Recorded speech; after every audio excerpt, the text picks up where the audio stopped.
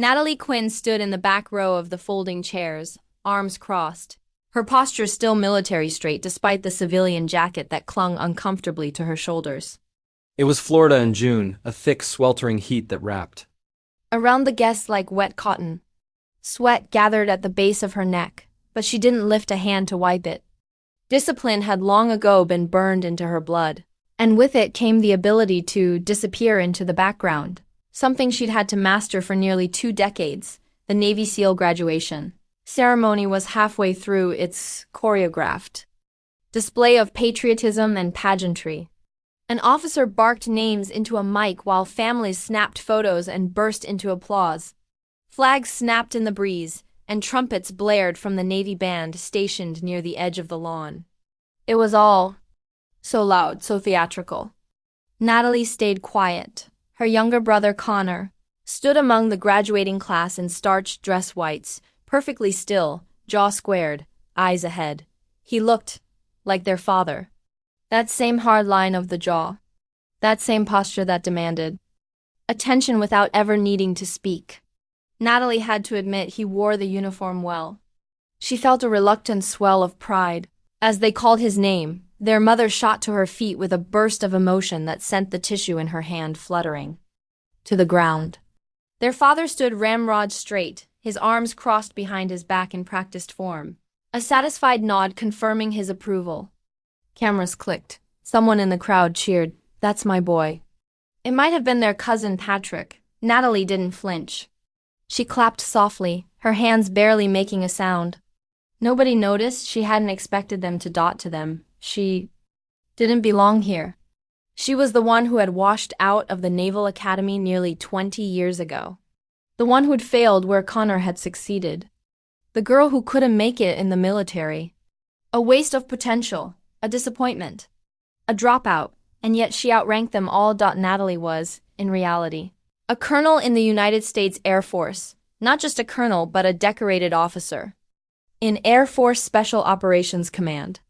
She had served on missions that didn't officially exist, briefed Pentagon officials behind triple-sealed doors, and carried scars from combat zones no civilian could even pronounce. She had worn desert camo in a dozen countries, jumped out of planes in blackouts, and saved lives with nothing but a radio, a sidearm, and sheer will. She had done more in a single tour than her family would ever know, but to them, she was just the older sister who gave up and vanished into a forgettable office job somewhere in communications. That was the cover story. The truth was buried under layers of clearance and necessity. Even her academy records had been altered. She hadn't washed out, she'd been quietly recruited into a classified training program mid-semester, a ghost branch of Air Force Special Tactics. They had faked her failure and staged her departure, right down to the forged letter. She had to present to her own family. Her parents had looked at her with such disbelief when she came home unexpectedly without honors, without graduation, and handed over a story they hadn't been prepared to hear. Her father didn't hide his disappointment. He hadn't yelled, but his silence had spoken louder. He simply said, "I thought you had more discipline than this, Natalie," and walked out of the room. She hadn't been allowed to say a word in her own defense. That was the moment something in her fractured dot, and though years passed, that fracture never healed. It calcified, hardened. Every family gathering after that was its own quiet battleground. Connor becoming the family golden boy, following their father's path, earning accolades and nods of approval. Natalie sat at the far end of the table, bringing pie or salad or wine. Always polite, always present, always overlooked. She remembered one Thanksgiving, maybe 5 years ago, when their mother leaned over during dinner and patted Connor's hand, her voice soft but audible to the whole table. "At least one of our children made us proud." Natalie had smiled even then. She was good at that now, but today was different. Today she watched her brother complete his final rite of passage, the seal pinning ceremony, surrounded by cheers and family tears. And all the while she stood alone, a shadow to her own blood. Connor crossed the stage with fluid, confident strides. His hands were steady as the admiral pinned the gold trident to his chest. He turned and saluted. The crowd erupted. Natalie felt her heart rise unexpectedly in her chest. Damn it, she was proud of him. Not because of the pin. Not because of the crowd or the ceremony or even the name he now carried. She was proud because she knew what it cost. The pain, the physical torment, the loneliness. The brother she once roughhoused with in the backyard had grown into a warrior. That meant something. Still, she remained in place as the graduates were dismissed. Families surged forward with hugs and photos, voices rising in chaotic joy. Natalie lingered by the back fence, debating whether to even approach them. She hadn't RSVP'd. Her parents didn't even know she was here. She'd found the location through internal systems. She still had that level of access. Then she saw him. General Marcus Ellison. He was unmistakable, broad-shouldered, silver-haired, with that slow, deliberate walk of someone who had nothing left to prove. He was flanked by aides, but as his eyes scanned the crowd, They paused, locked on her. Natalie went still. He changed direction immediately and strode toward her. "Colonel Quinn," he said, his voice like gravel and steel. "Didn't expect to see you hiding in the back." Several heads turned. Her stomach clenched. This wasn't part of the plan. She stood straighter. "Sir," she said, "just here to support family." The title had not gone unnoticed. From the corner of her eye, she saw her father. Freeze. He turned. Her mother blinked, confused. Connor, now unbuttoning his collar and laughing with friends, looked over. Curious. General Ellison clapped a hand on her shoulder. "Your team's extraction plan in Marib saved 6 of our men last month. You're still making miracles." More. Heads turned. The buzz began. A few people looked back and forth between her and Connor. Her father stepped forward. his brows furrowed. "Colonel," he said, his voice uncertain. "You're a colonel?" Natalie didn't flinch. "Yes, Dad, I am." Connor's head swiveled toward her with sudden intensity, recognition dawning like a sunrise. His lips parted slightly, but no words came. The silence between them stretched, taut. And for the first time in years, Natalie saw something in her father's face she couldn't define. Confusion, yes, but also respect. The kind he never gave easily. The kind she once believed she'd never earn again. The general gave a slight nod. "If you'll excuse me, Colonel," he said. Then turned and left, mission complete. Natalie stood still, rooted like a tree in the storm of new realizations. Her mother had tears in her eyes. "Is that true?" she whispered. "All these years?" Natalie nodded once. Connor stepped forward, breaking from his friends. "That's why you missed my engagement party," he said slowly, connecting dots in real time. "That's why you never had social media. You weren't in communications, were you?" "No," Natalie said, her voice soft. "I never left. I just couldn't tell you." There was a pause. Then her father extended a hand. It trembled slightly. "Colonel Quinn," he said, "I owe you an apology and a salute." She hesitated, then took his hand, and in that moment, under the sweltering sun, surrounded by flags and brass and 20 years of silence, something inside her shifted. Not broken, not healed, but no longer hidden. The pain of deception remained, but it no longer defined her. Long before Natalie Quinn ever wore a uniform, she learned one truth in her household. The Navy was sacred. Her father, Commander Thomas Quinn, served 26 years in naval intelligence and ran their home like an extension of his last posting. Bedtimes were punctual. Shoes were lined at the door. Every Saturday morning began with a list of chores printed on yellow legal paper and taped to the fridge with military grade magnetism. "Discipline makes dignity," he would say usually, while polishing his belt buckle or sorting laundry by folding it with precision. Connor absorbed this naturally. Natalie, not so much. Not because she lacked discipline, but because she had questions. Why is it always the Navy? She asked once, maybe at age 9, when Connor was already collecting military patches and learning the phonetic alphabet. Why not the Air Force, or NASA, or archaeology? Her father stared at her like she'd asked if gravity was optional. "Because the Navy is in our blood. It's what Quinns do." And just like that, possibility narrowed into obedience. It wasn't that Natalie hated structure. In fact, she thrived under pressure. She loved systems. She loved order. What she didn't love was being told that worth came in only one uniform, one direction, one path carved from decades of family precedent. Her mother, ever the quiet support beam in the house, once pulled her aside and said, "Just keep your head down, sweetheart. It's easier that way." But Natalie had never been good at downplaying her fire. She was brilliant in math and physics, outperforming even her teachers by the end of sophomore year. While Connor ran laps and trained for Odyssey competitions, she was reverse engineering drones from scrap parts she found at the base junkyard. Her bedroom looked like a cross between a war room and a science fair. But the accolades she earned in school coding awards, a first-place finish in a national aeronautics challenge, were met with polite nods at the dinner table, followed quickly by, "Connor, how was PT this week?" Still, she pressed forward. And when she earned her appointment to the Naval Academy, her father cried for the first time she could remember. She mistook it for pride. In retrospect, it was probably relief. The early days at Annapolis were grueling, but Natalie didn't just survive. She dominated. Her name consistently topped the academic boards, and her instructors noted her potential early. One even told her, "You're a force multiplier, Quinn. You make the people around you sharper." For a while, she believed she might finally earn her father's full approval, not just as his daughter, but as a peer. That illusion shattered halfway through her second year. It started with a conversation behind closed doors. A civilian in a dark suit, a lieutenant colonel from the Air Force who never gave his full name. They'd reviewed her simulation performance, her topological threat analysis reports, her ability to problem solve under stress. "You're not like the others," he said. "You don't just follow orders, you outthink them." She wasn't sure if that was a compliment. Then came the offer: transfer into a black program classified, off the books, Joint Command.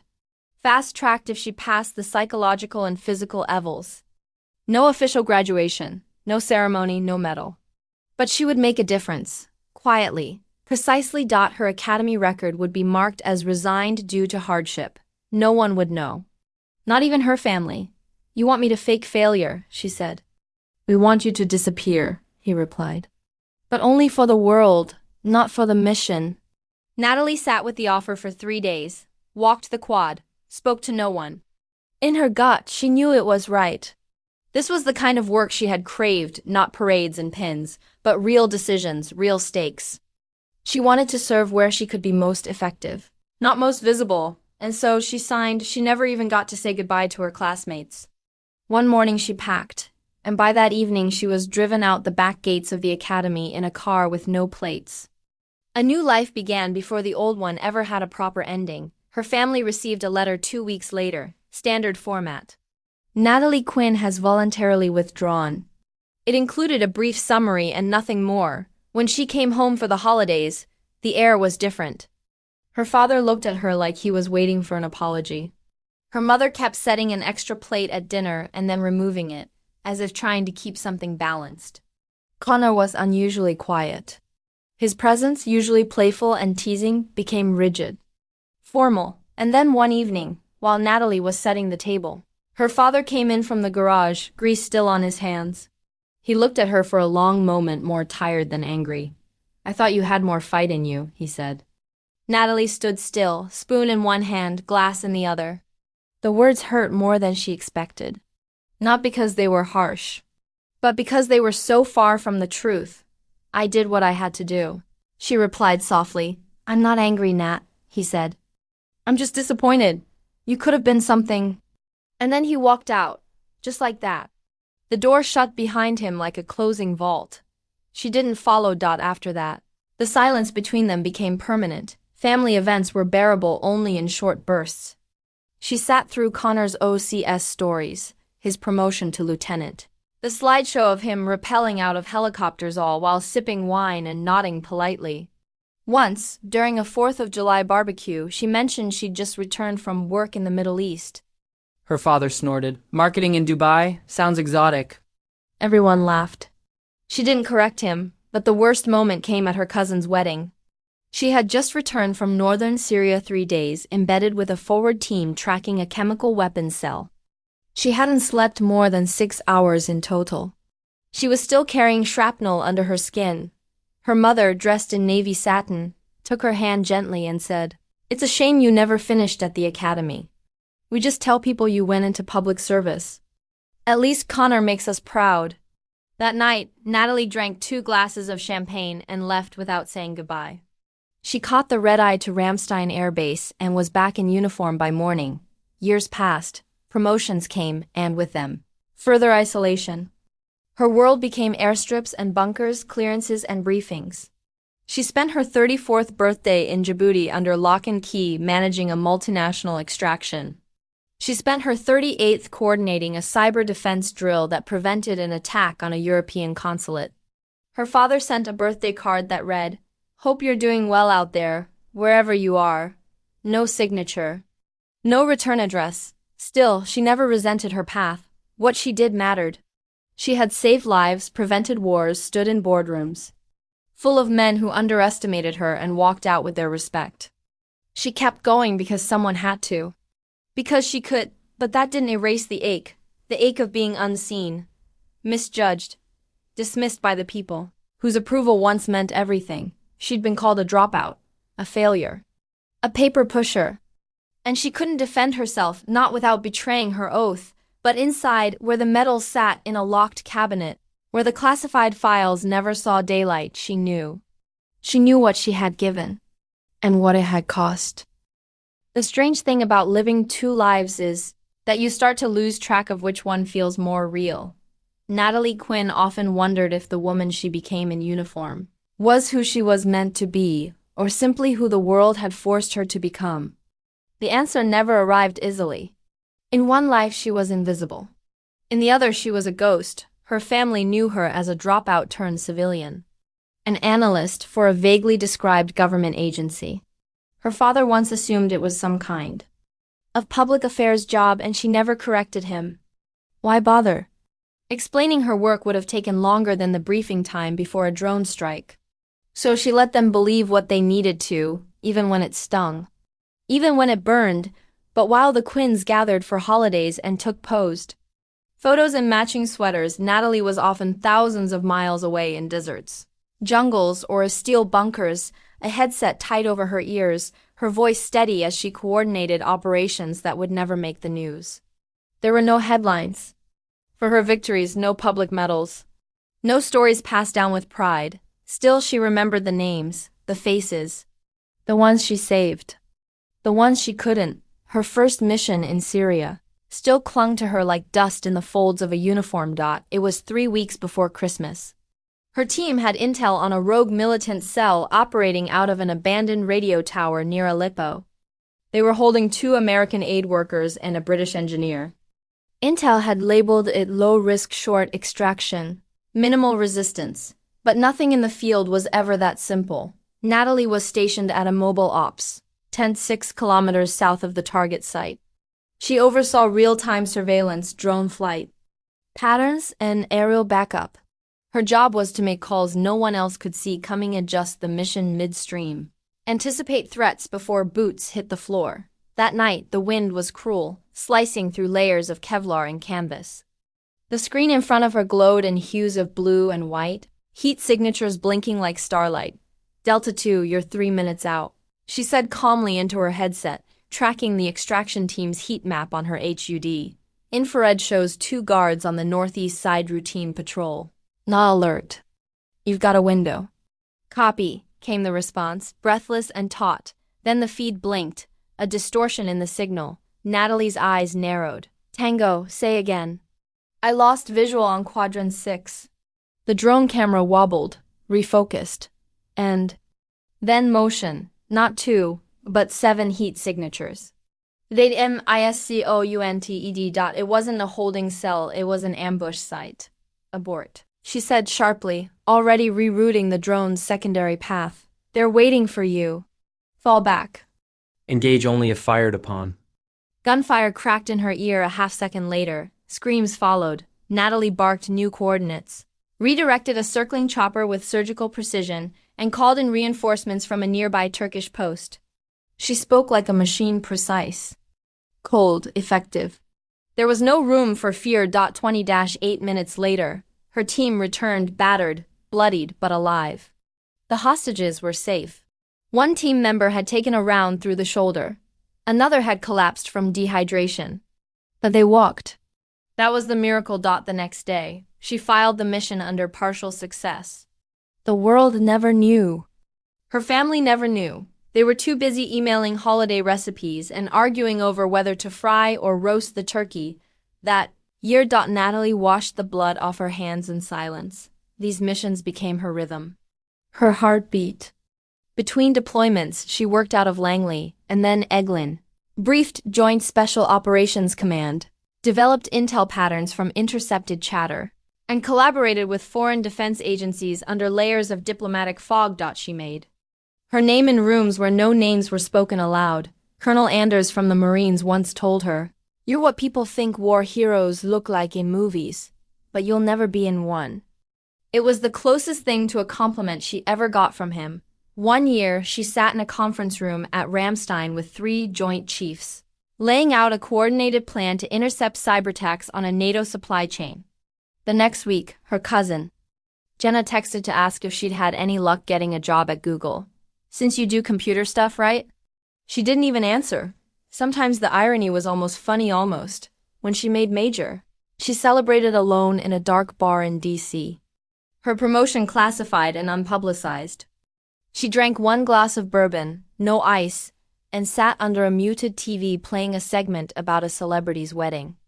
At her table, her phone buzzed a photo from her dad, Connor, holding a plaque. Another award. Another framed memory for their hallway wall. She wasn't jealous. She just felt erased. The higher she rose, the less anyone from home saw her. At Lieutenant Colonel, the gap widened. Her father sent fewer texts. Her mother stopped asking how work was. At some point, Natalie stopped volunteering anything. They all assumed she was still in government, still behind a desk. They imagined her in a gray cubicle or a quiet admin office, eating microwave lunches and tapping on a laptop while the real soldiers like Connor made history, but it wasn't their fault. She wasn't allowed to correct the record. The silence was part of the job. Then came Colonel. Not many made it that far, especially not women. Especially not quiet women. But Natalie had earned it through sweat, strategy, and sacrifice. When the papers were signed and the insignia delivered in a plain envelope, she stared at it for a long time, not with joy. With weight. It felt like wearing proof that her entire family had been wrong about her. And yet she couldn't tell them. So she slipped the insignia into a velvet box and locked it away in her apartment. It sat next to a handful of medals no one would ever see, including the Distinguished Flying Cross she earned coordinating a mid-air medevac over southern Sudan. Sometimes, when her mother called, Natalie would press the phone between her shoulder and cheek while quietly polishing her boots. "Oh, Connor's finally being considered for SEAL selection," her mom would say proudly. He's nervous, but you know him always pushing through. Natalie would nod into the phone and say, "Yeah, he's tough." She never mentioned that she'd once pulled a SEAL unit out of a failed op in Somalia, guiding them blind through GPS blackout terrain using nothing but radio frequency patterns and topography memory. They had survived because of her, but she said nothing. Always nothing. Her therapist, one of the few government-cleared ones, called it identity erosion. The slow peeling away of the self until you couldn't tell if you were more ghost than person. "You're holding your whole life inside a vault," the therapist had said once. "How long can you keep the pressure from blowing the door open?" Natalie didn't have an answer. So she kept moving, mission after mission. Task force. After task force. The years blurred into a rhythm of silence and service, until the day came that the vault cracked open at her brother's graduation. And now, days later, as she sat in her apartment staring at a new uniform photo her mother had asked for requested, she felt something strange stirring in her chest. Not pride. Not closure. Recognition. The double life hadn't ended, but for the first time, someone had seen through the silence. The first moment of unraveling wasn't loud. It began with a glance. Natalie Quinn stood just off the main aisle, arms tucked behind her back, watching as the Navy SEAL ceremony for Connor reached its formal conclusion. Rows of families had started to disperse across the sun-bleached lawn of the base. Some rushed toward the stage for photos. Others called out to the new graduates, arms wide for celebration. Voices rang out in waves of laughter and relief. She remained still, planted like a monument. No one noticed Dot until he saw her, General Marcus Ellison. 4 stars on his collar, silver like the ghosts in her past. His walk was slow, deliberate. But when his eyes scanned the crowd and caught sight of her, his posture shifted just enough to signal recognition. Natalie tensed. They hadn't spoken in almost a year. Not since the Bahrain operation. And yet here he was, changing direction mid-stride. Coming toward her with purpose. No, she murmured under her breath, barely audible. Not here. But it was too late. He was already standing before her. Colonel Quinn, he said, loud enough to cut through the air. I didn't know. You'd be attending. Natalie's spine went rigid, eyes turned. Conversations near them paused mid-sentence. Someone's child stopped crying. She tried to keep her tone neutral. Just here for family, sir. Of course. His gaze flicked to the people nearby, then back to her. Still, it's not every day I run into one of my finest operational commanders in a crowd. Her father turned. So did her mother, Connor. Halfway through a laugh with his SEAL buddies, noticed the pause in noise. He followed their gaze. General Ellison extended his hand and clasped hers. We still talk about what you pulled off in Djibouti. Most airmen couldn't have coordinated evac under that kind of pressure. You ever think of going full star? A slow silence spread like oil on water. Natalie froze, just for a breath. She hadn't anticipated this. She had planned to come and go like smoke, but the words were out. The crowd had heard. And her father's face had gone pale. Wait, he said, stepping forward, his voice low and unsure. Colonel? Natalie's eyes flicked toward him. She nodded. Yes. I'm a colonel. She had never said it aloud to them before. The silence broke. Are you joking? Her mother whispered, one hand to her chest. Her voice cracked with a mix of disbelief and something else, something tremulous and fragile. I'm not, Natalie sighed. I've served continuously since Annapolis. I didn't wash out. I was recruited into a classified program. I couldn't tell you. I wasn't allowed. Connor stood still, as if caught between two worlds, his SEAL graduation just completed. And yet now overshadowed by a truth that rewrote everything he thought he knew. You've been this the whole time? He asked, voice quiet. All those years you said you were in DC or away for work. You weren't just in communications, were you? She looked at him, expression softened with an apology that no words could fix. No, I was flying. Missions, planning extractions, coordinating tactical strikes. Connor let out a sharp exhale. That's why you missed my engagement party. She nodded once. We were pulling doctors out of Mosul, under fire. I briefed the Joint Task Force. 2 hours before boots hit the ground. He blinked, a slow dawning in his eyes that replaced the confusion with something else. General Ellison gave a curt nod to them all and stepped away, his role complete. He knew the effect he'd just set in motion. Natalie turned back toward her parents. Her mother took a hesitant step forward. All those years I thought you'd failed, she said. Her voice broke. I still kept your academy pin. I didn't throw it out. I never really believed you just quit. I told myself you'd tell me one day. Natalie swallowed. I wanted to. I really did. But I couldn't. I took an oath. I kept it. Her mother's eyes welled with tears. You were never a failure. You were never a dropout. We said awful things. Thought awful things.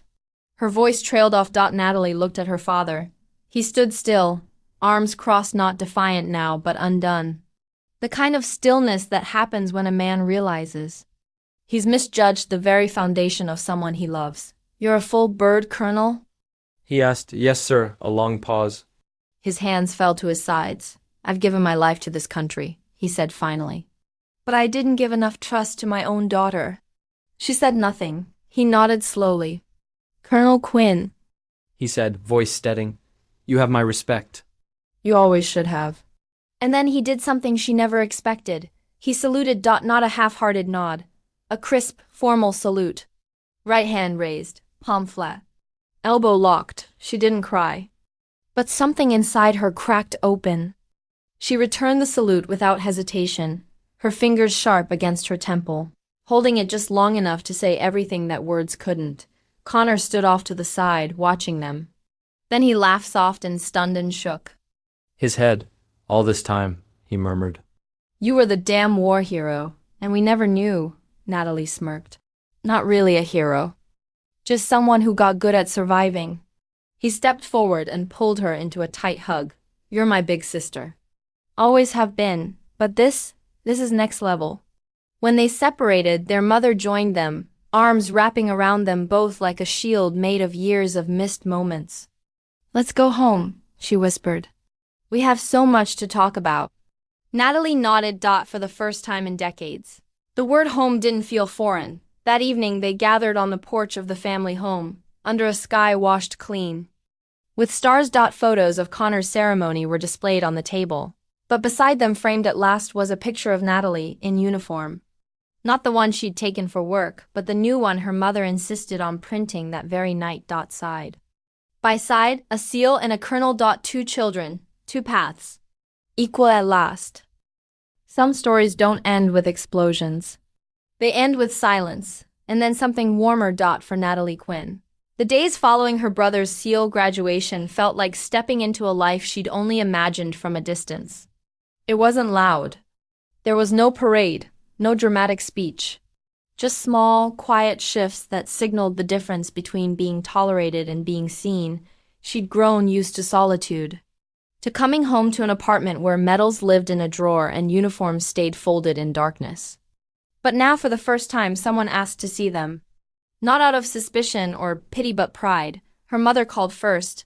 I've been going through some boxes, she said one afternoon, her voice soft with the caution of someone trying not to overstep. I found the old album from the academy. I kept it, even after we thought you'd left. Natalie sat quietly on the other end of the line.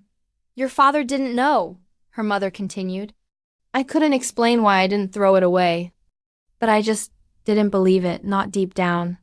There was a pause, then, I'd like to add to it, with real photos. Real memories, the ones we missed. Natalie felt her throat tighten. She gave a single word in response, simple but heavy. Okay.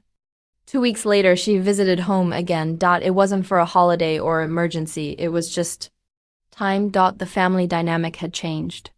Her father, once stiff and judgmental, now addressed her with a tone she hadn't heard since she was a child. Not military formality, not condescension, but genuine curiosity. Respectful interest. One afternoon, he asked her to walk with him down to the garden. They hadn't spoken alone since the revelation, you know, he said as they passed the old oak tree. I spent years thinking you quit. It embarrassed me. I thought I'd failed you, or maybe that I pushed too hard. She glanced at him. You didn't fail me. But you didn't see me either, he nodded slowly, not defensive. That's true, I saw what I wanted. I looked for another me, and when you didn't fit that, I assumed the worst. A beat. And now? She asked. He looked straight at her. Now I think you surpassed everything I ever thought was possible for you, or for me. She didn't cry. But when he put a hand on her shoulder firm, proud, she didn't pull away. Connor changed too. The sibling rivalry that had once thrived in shadow was gone now. In its place was something she hadn't expected. Camaraderie. They texted often. Sometimes about work using cryptic shorthand, carefully avoiding details, but more often about life. He sent photos from training dives and gear mishaps. She responded with dark humor one-liners that made him laugh during briefings. They traded memories of their childhood that had once been tinged with competition and now felt like shared war stories from another world. And when he called her Colonel one day offhand, she thought he was teasing. I mean it, he said. You're the standard now. I'm just trying to catch up, she snorted. You're a SEAL. I'm pretty sure that makes you immortal.